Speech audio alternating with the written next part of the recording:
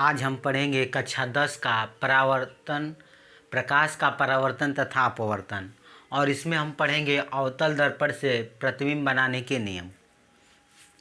तो अवतल दर्पण से प्रतिबिंब बनाने के लिए हम 3 नियम का प्रयोग करेंगे। पहला नियम है कि यदि मुख्य अक्ष के समांतर, ये मुख्य अक्ष है, ये वाला जो अक्ष है मुख्य अक्ष है, यह M1 और M2 मिरर है, शीशा है, दर्पण का ध्रुव P है और ये मुख्य फोकस F है, इसका वक्रता केंद्र C है। तो मुख्य अक्ष के समांतर चलने वाली प्रकाश की किरणें दर्पण से परावर्तन के पश्चात मुख्य फोकस से होकर के जाती है।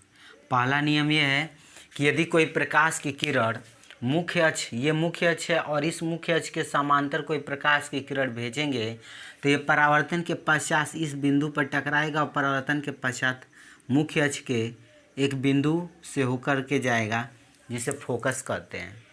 तो ये हो गया पहला नियम।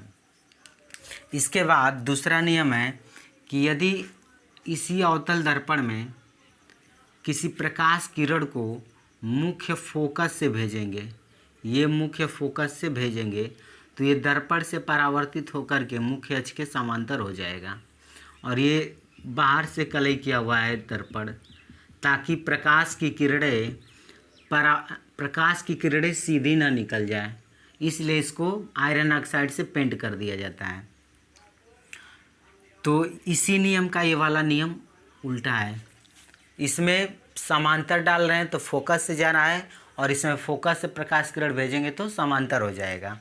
इसके बाद तीसरा नियम है कि प्रकाश की किरण को यदि अवतल दर्पण में इसके वक्रता केंद्र C से भेजें, अगर प्रकाश किरण को वक्रता केंद्र C से भेजते हैं तो ये वक्रता केंद्र पर ही वापस आ जाती है ये वाली किरण। तो इन्हीं तीनों किरणों का उपयोग हम लोग अवतल दर्पण से प्रतिबिंब बनाने के लिए करेंगे। तो चलिए स्टार्ट करते हैं।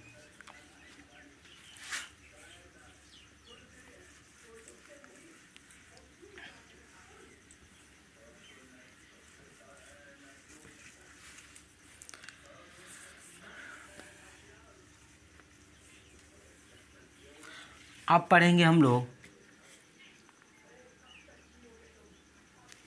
अब पढ़ते हैं हम लोग अवतल दर्पण द्वारा प्रतिबिंब का बनना। तो सबसे पहले हम लोग पढ़ेंगे जब वस्तु को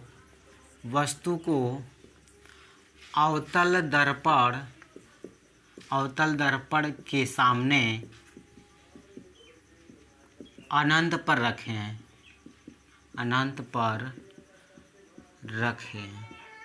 तो एक अवतल दर्पण बना लेते हैं और इस अवतल दर्पण पर बाहर से कलई कर दिया जाता है और ये मुख्य अक्ष है, मुख्य अक्ष, इसका फोकस F, वक्रता केंद्र C और इधर अनंत। तो जब प्रकाश की किरणें अनंत पे रखेंगे तो यहाँ से ये वाली प्रकाश किरण जब फोकस से भेजेंगे तो मुख्य अक्ष के समांतर हो जाएगी ये किरण।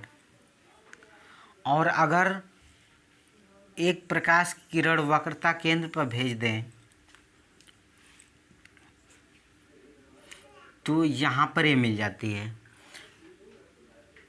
तो दोनों किरणें जिस बिंदु पर मिलती हैं इसे ही इस वस्तु का प्रतिबिंब कहते हैं। तो ये यहाँ पे बन गया,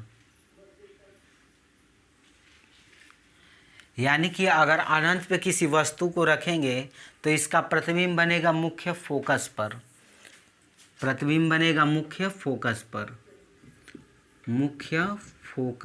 पर। कैसा बनेगा? तो इसका प्रतिबिंब छोटा बनेगा, वास्तविक, और ये ऊपर वस्तु को रखे थे, इस मुख्य अक्ष से ऊपर रखे थे या मुख्य अक्ष के नीचे बना तो वास्तविक और छोटा।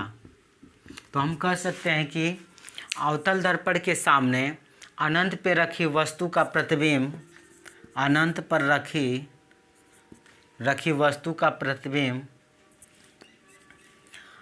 मुख्य फोकस पर दर्पण के सामने छोटा वास्तविक और उल्टा प्राप्त होता है। अब हम लोग पढ़ेंगे जब वस्तु को अवतल दर्पण के सामने अनंत और वक्रता केंद्र के बीच रखें।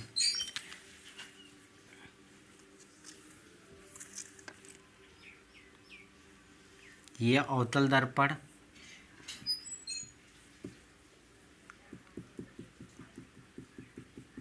अवतल दर्पण,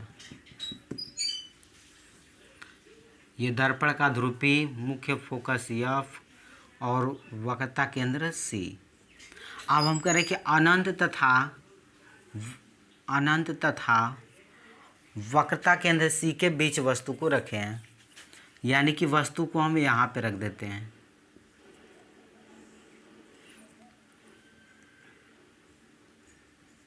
O डैश। तो यहाँ से मुख्य अक्ष के समांतर अगर कोई प्रकाश किरण भेजेंगे तो यह मुख्य फोकस से होकर के जाएगा, और एक प्रकाश की किरण वक्रता केंद्र से भेजें तो ये वक्रता केंद्र पर ही वापस चली जाएगी। तो अब हम देख सकते हैं कि जो वस्तु का प्रतिबिंब बन रहा है, यहाँ पे दोनों कट रही है रेखाएं, तो यहाँ पे इसका प्रतिबिंब बन रहा है I डैश। तो वस्तु से छोटा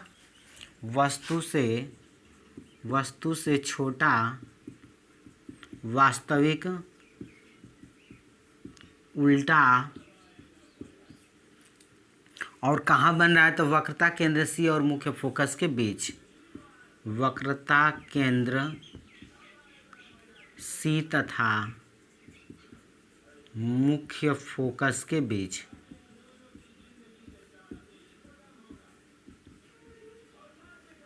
मुख्य फोकस के बीच।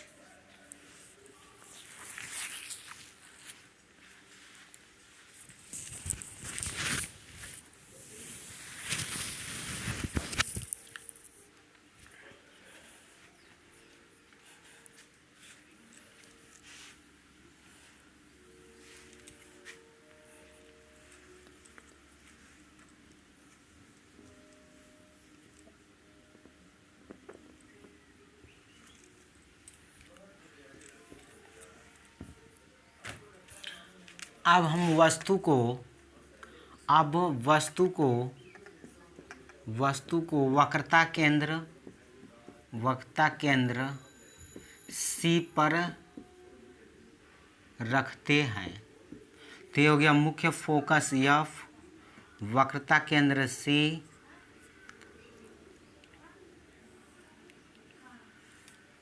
जब वस्तु को हम वक्रता केंद्र C पर रखते हैं तो मुख्य अक्ष के समांतर यहाँ से कोई प्रकाश की किरण यहाँ से भेजते हैं तो ये मुख्य फोकस से होकर जाता है। मुख्य फोकस से आ गया, और एक किरण आप मुख्य फोकस से भेज देते हैं, तो मुख्य फोकस से भेजने पर ये मुख्य अक्ष के समांतर हो जाएगी, और हम देख सकते हैं कि ये दोनों किरणें यहीं पे कट रही है और इसको इससे मिला देते हैं। तो वक्रता केंद्र पर रखी वस्तु का प्रतिबिंब वक्रता केंद्र पर ही बनता है, और जितना बड़ा वस्तु रहता है उतना ही बड़ा इसका प्रतिबिंब बनता है। तो हम कह सकते हैं कि वक्रता केंद्र पर रखी वस्तु का प्रतिबिंब वक्रता केंद्र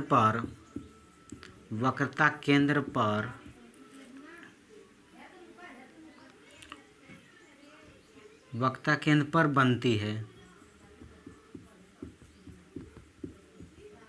और इसकी प्रकृति होती है वस्तु के बराबर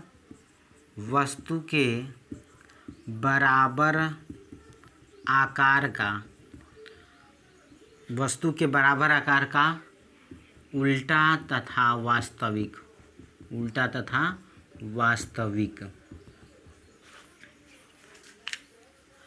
अब हम वस्तु को वक्रता केंद्र सी तथा मुख्य फोकस एफ के बीच में रखेंगे।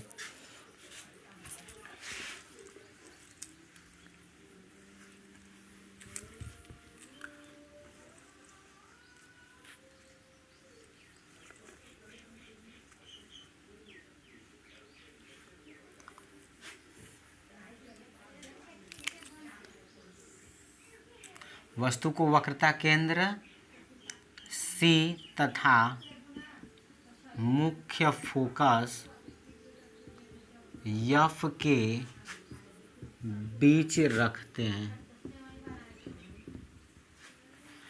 तो ये मुख्य फोकस एफ, वक्रता केंद्र सी, और यहाँ पे हम वस्तु को रख देते हैं ओ ओ डैश। तो मुख्य अक्ष के समांतर प्रकाश की किरण भेजेंगे तो यह मुख्य फोकस से होकर के जाएगी, और एक प्रकाश की किरण मुख्य फोकस से भेज देते हैं तो यह मुख्य अक्ष के समांतर हो जाएगी।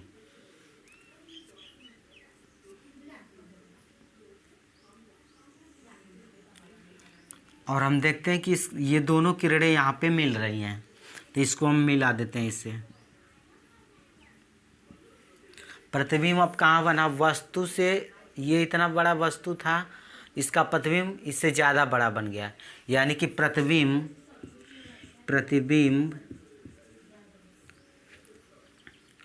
वक्रता केंद्र सी तथा अनंत के बीच, वक्रता केंद्र सी तथा अनंत के बीच, अनंत के बीच बन रहा है। अब वस्तु से बड़ा उल्टा वास्तविक।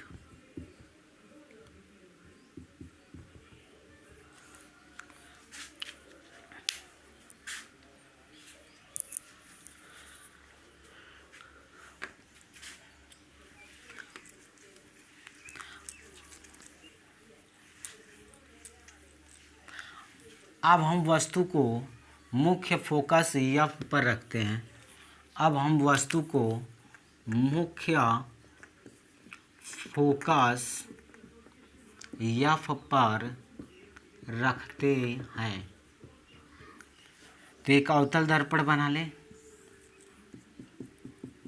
बाहर से कलई कर दिया गया, ये मुख्य अक्ष हो गया दर्पण का ध्रुवी, मुख्य फोकस एफ, और ये वक्रता केंद्र सी। अब वस्तु को हम मुख्य फोकस एफ पे रख देते हैं, तो एफ पे रख देते हैं ओ ओ डैश। तो मुख्य अक्ष के समांतर एक प्रकाश की किरण भेजी जाएगी तो यह मुख्य फोकस से होकर के जाएगी, और एक प्रकाश की किरण वक्रता केंद्र से भेज देते हैं।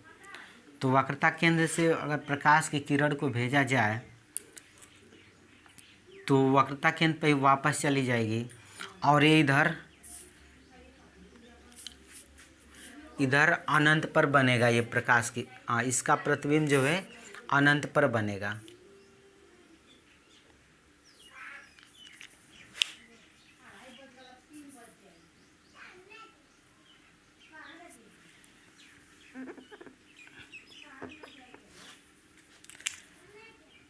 ये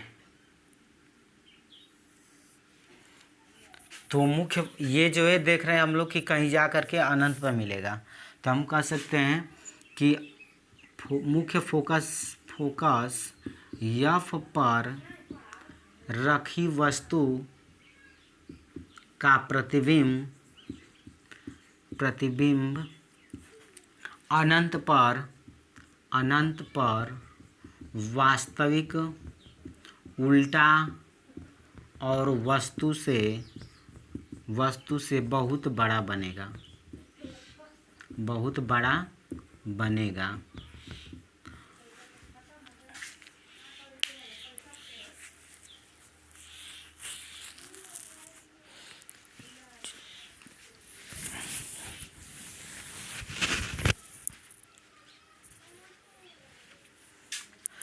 अब हम लोग पढ़ते हैं, जब वस्तु को मुख्य फोकस एफ और ध्रुव पी के बीच रखा गया हो, ध्रुव पी के बीच रखा गया हो।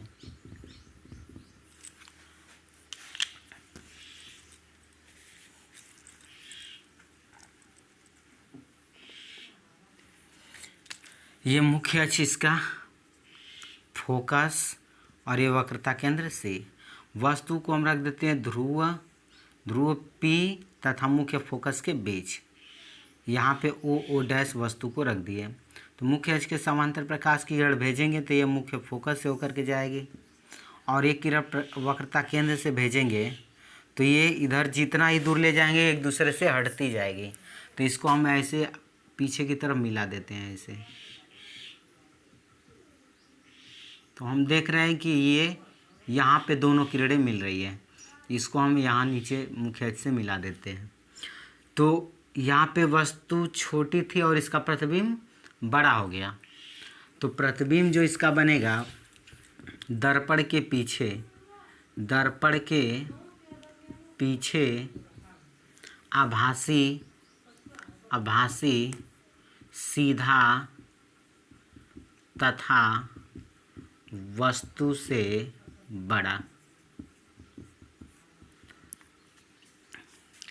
अब अवतल दर्पण से बनने वाले प्रतिबिंब की स्थिति और प्रकृति जानने के लिए हम एक ट्रिक बताते हैं, ध्यान से समझिएगा।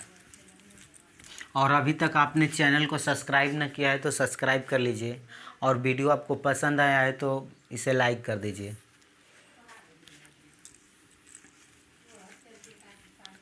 ये अवतल दर्पण, एक अवतल दर्पण है। ये मुख्य अक्ष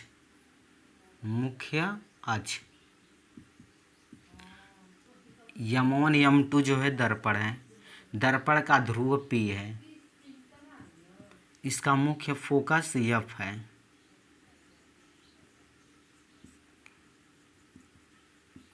और इसका वक्रता केंद्र C है, C वक्रता केंद्र, और ये अनंत है।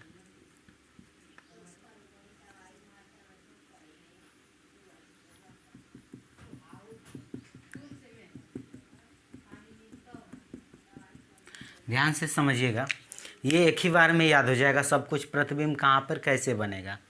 तो चलिए स्टार्ट करते हैं। यदि वस्तु को अनंत पे रखते हैं, तो इसका प्रतिबिंब बनेगा मुख्य फोकस पर और वस्तु से बहुत ज़्यादा छोटा, यानी कि यहाँ पे बन रहा है इसका प्रतिबिंब। और जैसे जैसे हम इधर जाएंगे ऊपर, जैसे जैसे इधर जाएंगे और आपको वैसे वैसे इधर आना है, प्रतिबिंब वैसे वैसे इधर आएगा। वस्तु को हम आगे बढ़ाते जाएंगे और प्रतिबिंब इधर भागता जाएगा। तो यदि वस्तु को अनंत तथा वक्रता केंद्र C के बीच रखेंगे तो इसका प्रतिबिंब मुख्य फोकस से मुख्य वक्रता केंद्र के बीच बनेगा। और यदि वस्तु को हम वक्रता केंद्र पर रखेंगे तो इसका प्रतिबिंब वक्रता केंद्र पर ही बनेगा। और वस्तु को वक्रता केंद्र C तथा मुख्य फोकस F के बीच रखेंगे तो इसका प्रतिबिंब वक्रता केंद्र C तथा अनंत के बीच में बनेगा। और वस्तु को यदि मुख्य फोकस F पे रखते हैं तो इसका प्रतिबिंब अनंत पर बनेगा। और एक स्थिति आती है जब प्रतिबिंब सीधा बनता है, जब वस्तु को ध्रुव P तथा मुख्य फोकस F के बीच रखते हैं तो इसका प्रतिबिंब दर्पण के पीछे सीधा और वस्तु से बड़ा बनता है।